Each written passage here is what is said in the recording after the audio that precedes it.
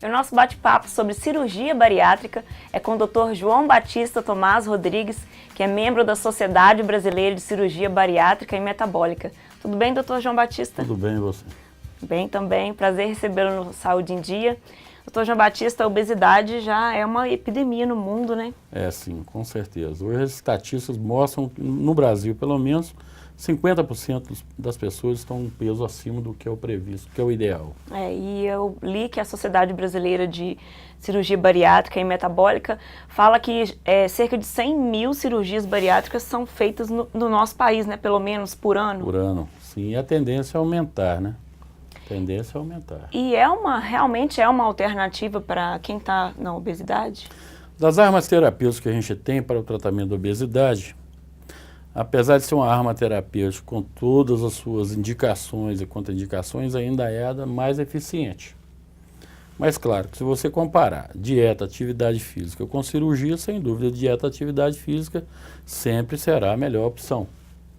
A questão é que o paciente, quando chega a uma obesidade tal, que esses recursos como uma dieta, uma atividade física, ele fica muito limitado para isso, então a cirurgia, sim, é uma grande arma terapêutica. É claro que ela não isoladamente, né? Vem associada com uma série de tratamentos que deve ser multidisciplinar, né?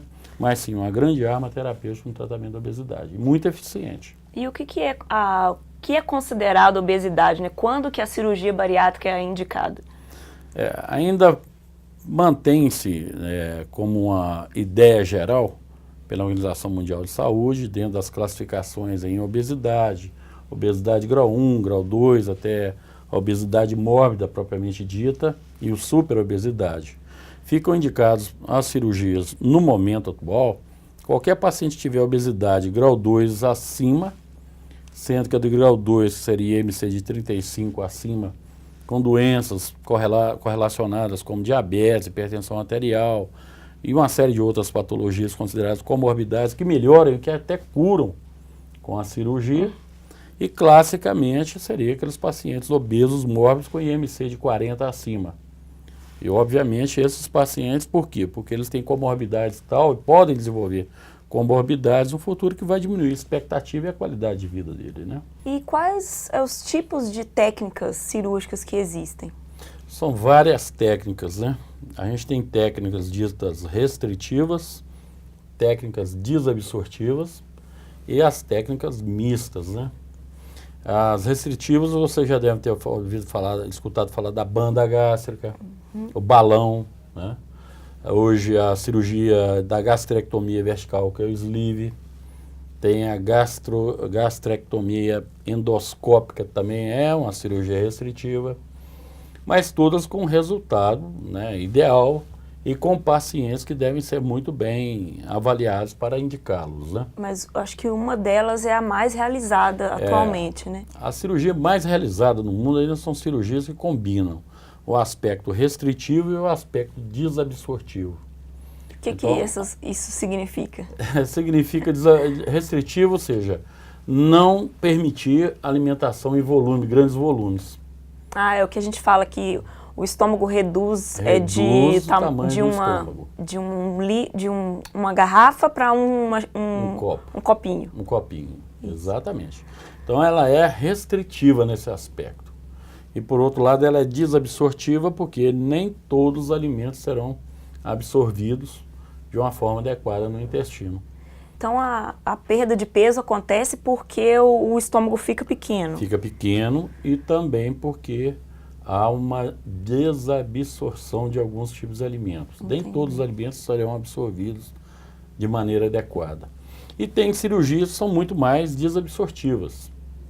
Essas cirurgias hoje já são cirurgias assim com muita restrição de indicação, porque por serem desabsortivas acarretam desnutrição grave, hipovitaminoses, e a gente sabe que os pacientes às vezes têm muita dificuldade de fazer acompanhamento pós-operatório, o que agrava mais ainda essa situação. Então as cirurgias ideais protocoladas pela Sociedade Brasileira de Cirurgia Bariátrica, a cirurgia sleeve, que é restritiva, que é a gastrectomia vertical, onde se retira praticamente 75% do estômago. A cirurgia do bypass, que é uma cirurgia restritiva desabsortiva, que reduz, como você falou, de 1 litro para um copinho, mas há um desvio do intestino para desabsorção, né? As cirurgias restritivas do balão gástrico, a gastroplastia endoscópica e também as cirurgias absortivas, que é a cirurgia do adenal switch e escopinaro. Essas últimas duas cirurgias com um menor índice de aplicação no nosso meio, cada vez menos aplicado. Vamos conhecer agora, então, algumas pessoas que fizeram cirurgia bariátrica e que tiveram suas vidas modificadas. Eu tomei essa decisão há mais ou menos 2 anos atrás. Eu me descobri hipertenso, né, já tenho um quadro na família, né, de hipertenso, então a predisposição já era grande. E eu fui diagnosticado com hipertensão há cerca de 2 anos, 2 anos e meio. Né, de lá para cá eu fui amadurecendo a ideia de fazer a cirurgia, né. Pouco tempo depois eu me descobri também pré-diabético, né?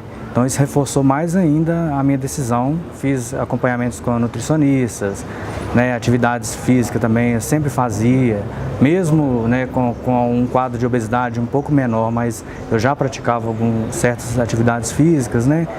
Mas assim, nada muito significante, né? Sempre davam resultados, mas resultados pequenos, né?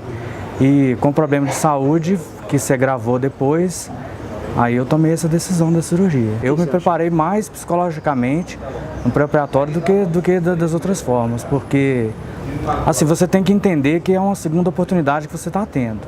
Então você tem que seguir as recomendações médicas, as recomendações dos nutricionistas, para você não voltar ao que era antes da cirurgia, porque a maioria das pessoas que fazem esse procedimento, eles voltam, né, costumam ficar até mais, né, obesos do que era antes da cirurgia. Eu nunca fui de comer assim muito exageradamente, mas a questão é de alimentação da forma errada. Eu sempre me alimentei da forma errada. Comia muitas coisas, né, que eu não poderia comer. A minha glicose hoje já está normal, só com essa restrição que eu já tive, né, nesses 30 dias. Então a minha tendência agora, né, estou caminhando para isso, é acabar com a hipertensão, né? Eu ainda tomo medicamentos para hipertensão, mas eu quero num futuro bem próximo já não tomar mais. A gente não deve olhar só a estética, porque muitas pessoas fazem por estética. Eu tenho, né, meu pensamento é esse, que essas pessoas que fazem só por estética, que normalmente os tratamentos costumam não dar certo, porque a partir do momento que ele vê que perdeu peso, aí ele acha que já pode fazer tudo de novo. Mas eu aconselho assim, a pessoa tem que pensar na saúde, né? Igual eu te falei, é uma segunda chance que eu estou tendo, e eu pretendo aproveitar essa segunda chance. Eu quero melhorar minha qualidade de vida, eu quero voltar a ter uma saúde melhor. Eu optei pela cirurgia porque a gente começa, né, geralmente quando a gente está obesa, fazendo dieta, fazendo exercício físico, fazendo né, caminhada, essas coisas. Aí dá um tempo que já não adianta mais. Aí quando era só pela estética, eu não estava me importando muito. Mas aí começou a atrapalhar a minha saúde. Eu cheguei a pesar 104 quilos. Hoje eu estou com 58 quilos. Nesse meio tempo que eu estava fazendo essas dietas, eu engravidei. Aí eu tive, na minha gravidez, eu desenvolvi pressão alta. E eu tive, né, o parto prematuro, meu neném nasceu de 8 meses. E desde então eu não consegui abaixar minha pressão devido à obesidade. A pressão, com 60 dias, já estava 12/8, já tinha voltado toda normal. Que até então, na gravidez, no dia que eu ganhei, já estava muito alta, que eu tive que ter que tirar o meu neném antes. Hoje minha pressão é 12/8. O excesso de peso eu perdi com 6 meses, eu já estava com 60 quilos. Aí, num período de 1 ano e meio, eu cheguei a 54 quilos, que a gente vai perdendo, depois a gente vai adequando o peso. Hoje eu estou com 58, que é o peso ideal, que já tem 10 anos que eu fiz essa cirurgia. Então, na verdade, eu mudei tudo.